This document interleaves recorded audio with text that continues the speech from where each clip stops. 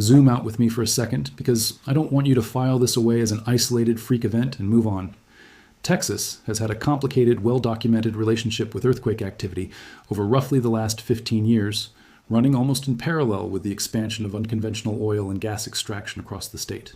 We've seen swarms in the Dallas-Fort Worth metro, most notably around Irving, tracked by SMU seismologists back to a narrow fault system nobody knew was active until the shaking started. We've seen a documented doubling of magnitude 3+ earthquakes in a single year out in West Texas during the fracking boom. We've seen a magnitude 5. A 4 event out near Pecos investigated directly by state regulators for a wastewater disposal connection. Thursday's Panhandle quake enters that same broader conversation, just in a part of the state that historically sat quieter than the Permian Basin or the DFW Metroplex. Whether this specific event turns out to be a purely natural release along an ancient buried fault, or whether it gets added to the growing list of induced seismicity cases in Texas, either way, it's part of a pattern this state has been dealing with for over a decade now. And it's a pattern that's clearly not finished writing itself. I'm not here to hand you a verdict on oil and gas operations, and I'm not here to hand you false reassurance either.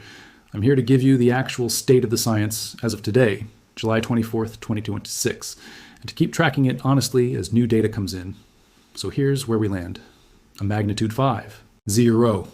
Earthquake hit the Texas Panhandle before sunrise on Thursday, the strongest instrumentally recorded event in that region in more than a century, felt across 4 states and nearly 200 miles from its epicenter. It happened in a place that almost never sees this level of seismic activity, which is exactly why scientists are treating it as a genuine open question rather than a routine footnote. The 2 live explanations on the table are a natural slip along an ancient, deeply buried fault, or a contribution from underground. Wastewater disposal tied to oil and gas operations, and right now nobody credible is claiming to have that answer locked down yet. Over the next few weeks, watch for 3 things: whether meaningful aftershocks develop, whether the magnitude gets revised, as more data comes in, and what the SMU and USGS field investigations turn up once portable monitors are on the ground mapping this fault properly. I'll be tracking all 3, and I'll bring you the update the moment there's something real to report. Not a headline, an actual answer. If you found this useful, subscribe, because this is exactly the kind of story that develops fast and quietly over a few weeks, while everyone else moves on to the next headline. I'm not moving on. I'll see you in the next one. Beyond that immediate window, this is where the real investigative work begins, the part that takes weeks, not hours.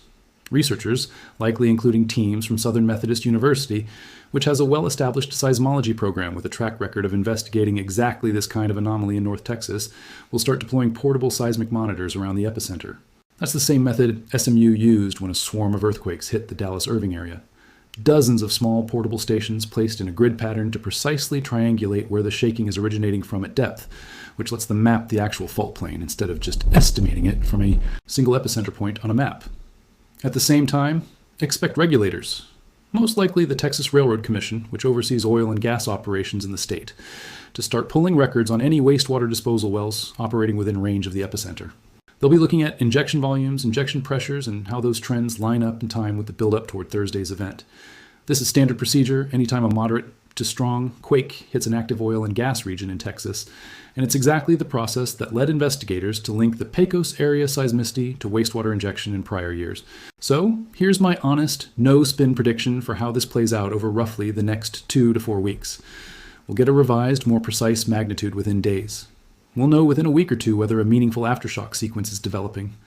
And the actual cause question, natural intraplate slip versus induced seismicity from underground fluid injection, that's a slower burn.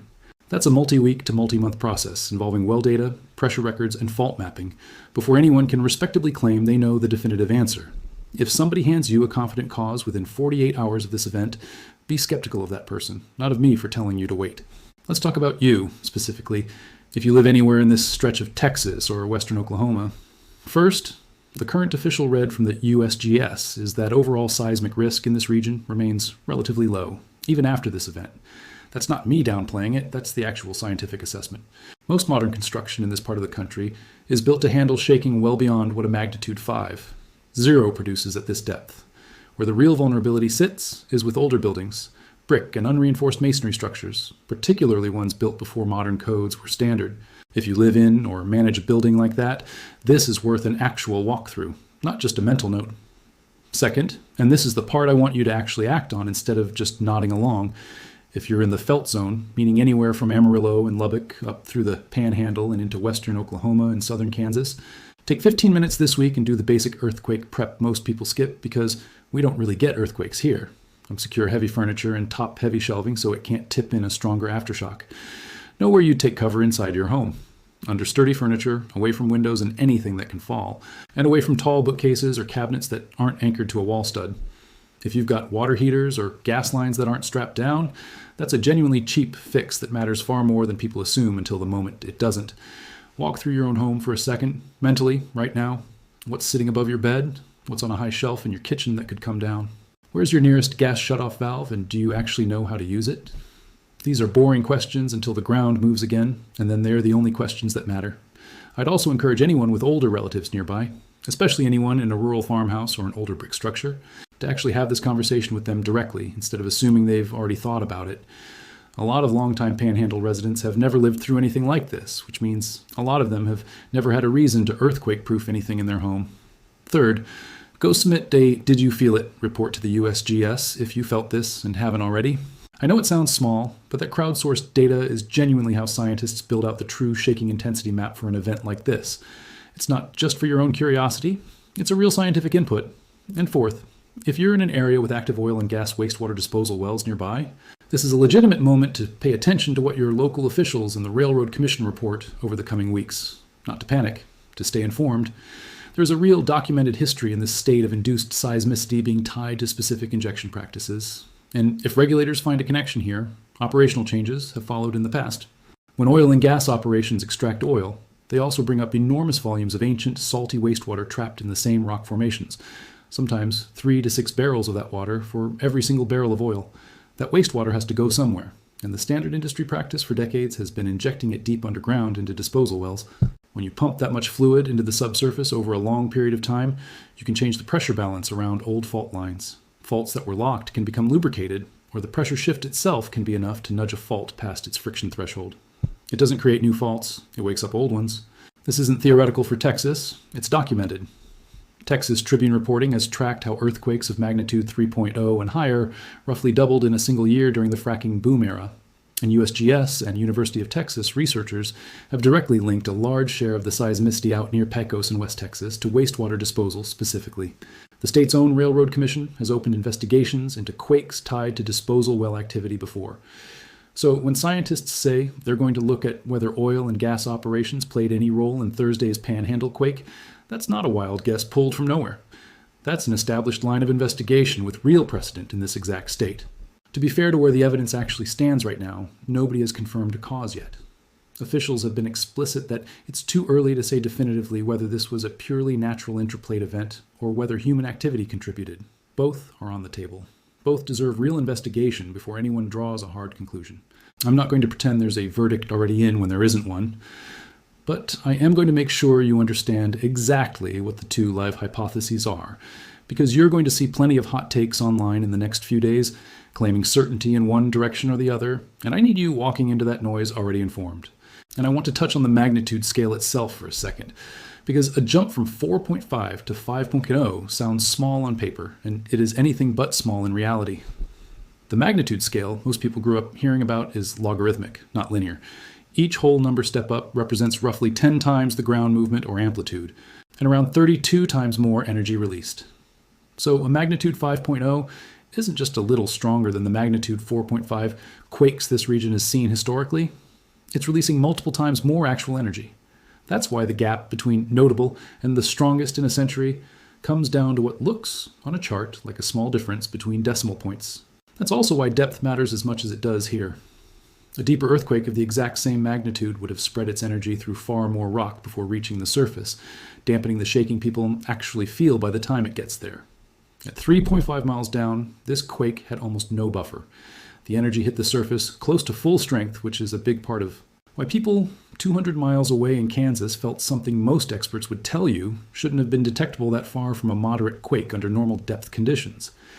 Let's put this in historical context, because strongest in over a century is a phrase that gets thrown around loosely in headlines, and I want you to actually understand the comparison. The current USGS catalog lists exactly 3 prior earthquakes of magnitude 4.0 or greater in the Texas Panhandle going back to the year 1900. a magnitude 4.9 near the town of Panhandle in Carson County back on July 30th, 1925, a magnitude 4.5 north of Dalhart in March of 1948, and a magnitude 4.5 northeast of Perryton in February of 1974. That's it. 3 events in 101 years before Thursday. And Thursday's magnitude 5.0 now sits above every single one of them in the modern USGS catalog, making it the 4th magnitude 4 or greater quake in the region in over a century, and the strongest of that entire group. Now, I have to give you an honest caveat here because good science reporting means showing you the messy edges, too. Older National Weather Service historical compilations, using different instrumentation standards from decades ago, standards that predate a lot of modern seismic monitoring, actually estimate that the 1925 Panhandle quake and the 1948 Dalhart quake may have been stronger than originally logged, potentially magnitude 5.4 and 5.2 respectively. If those older estimates are accurate, Thursday's quake wouldn't be the single strongest event on record. It'd be the strongest instrumentally recorded event under current USGS methodology, which is still a massive distinction, but it's not quite the same as biggest ever full stop. I'd rather give you that nuance than oversell the headline. Either way you slice it, we're talking about one of the 4 largest seismic events this region has ever recorded, and easily the most significant one in the memory of almost everyone alive today.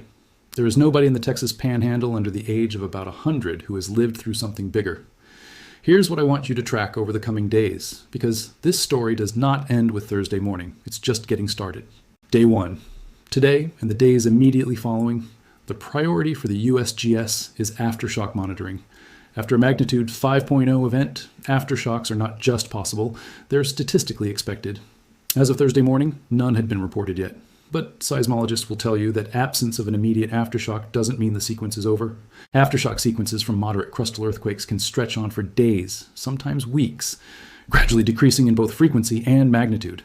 I'm going to be watching the USGS earthquake feed for this exact region every day this week, because if a secondary shock comes in anywhere close to the original magnitude, that changes the entire risk conversation for anyone living nearby.